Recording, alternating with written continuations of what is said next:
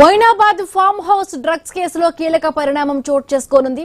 ఈ కేసులో నిందితులపై కస్టడీపై దాఖలైన పిటిషన్పై నేడు ఉప్పరపల్లి కోర్టు తీర్పును వెలువరించనుంది. ఈ కేసులో నిందితులుగా ఉన్న రోహిత్ రెడ్డి, రితీష్ రెడ్డి, నమిత్ శర్మలను 10 రోజుల పాటు పోలీస్ కస్టడీకి అప్పగించాలని పోలీసులు కోర్టును కోరారు. కస్టడీ పిటిషన్పై ఇరు పక్షాల వాదనలు వినిపించిన అనంతరం కోర్టు నిర్ణయాన్ని ప్రకటించనుంది.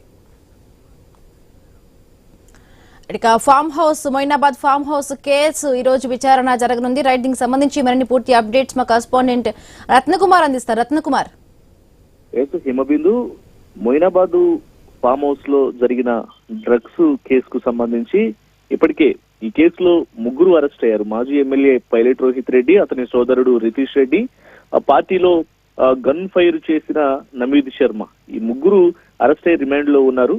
అయితే వీరిని కస్టడీకి తీసుకొని విచారించాలంటూ పోలీసులు భావిస్తూ ఉన్నారు. ఇప్పటికే ఒక సిట్ ను ఫామ్ చేయడం జరిగింది. స్పెషల్ ఇన్వెస్టిగేషన్ టీం ద్వారా అక్కడ జరిగిన డ్రగ్స్ కార్యకలాపాలను పూర్తిగా ఆ వివరాలన్నీ తెలుసుకోవాలన్న ఉద్దేశంతోనే కస్టడీ పిటిషన్ వేశారు. కస్టడీ పిటిషన్ మీద ఉప్పరపల్లి కోర్టులో విచారణలు జరిగాయి. కోర్టు తీర్పును నేటికి వాయిదా వేసింది. సో ఇవాళ ఏ క్షణమైనా సరే మరికొద్ది సేపట్లోనే కోర్టు యొక్క తీర్పును ప్రకటించేటువంటి అవకాశం ఉంది. మొత్తం 10 రోజుల పాటు కస్టడీకి కావాలి.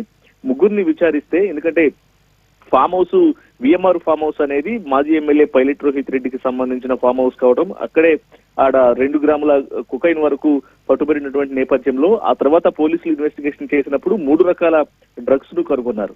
ఇక ఎంత పెద్ద మొత్తంలో ఈ డ్రగ్స్ లింకులు అనేవి ఉన్నాయనేవి పూర్తి వివరాలు తెలుసుకోవడం కోసం ఇప్పటి వరకు సిటీ టీము అరెస్ట్ అయిన వాళ్ళ ఇప్పటి వరకు ఆ స్టేషన్ బెయిల్ మీద వెళ్లిన వాళ్ళని కూడా సిటీ టీము పలుసార్లు విచారించినటువంటి నేపథ్యంలో ఇప్పుడు రిమాండ్ లో ఉన్న వాళ్ళని పట్టుకొని విచారణ చేస్తే ఆర్మ్స్ యాక్ట్ ప్రకారం వాళ్ళు ఓపెన్ ఫైర్ చేయడానికి సంబంధించి, డ్రగ్స్ ఉపయోగించిన దానికి సంబంధించినటువంటి పూర్తి వివరాలు, వాళ్ళకు ఉన్నటువంటి డ్రగ్స్ లింకులన్నీ కూడా వెలుగులోకి వచ్చేటువంటి అవకాశం ఉంటుంది. దానికి సంబంధించిన పూర్తి సమాచారం తెలుసుకుంటారు కాబట్టి కస్టడీ పిటిషన్ వేశారు. ఇక ఇవాళ 10 రోజుల పాటు కస్టడీ పిటిషన్ నేపథ్యంలో మరి కోర్టు ఎన్ని రోజుల పాటు కస్టడీ విచారణకు అప్పగిస్తుంది అనేది ప్రస్తుతానికి సస్పెన్స్ గా మారిన నేపథ్యంలో కోర్టు తీర్పుపైనే వీరి యొక్క భవితవ్యం అనేది ఆధారపడి ఉంటుంది. Right, thank you Ratnakumar.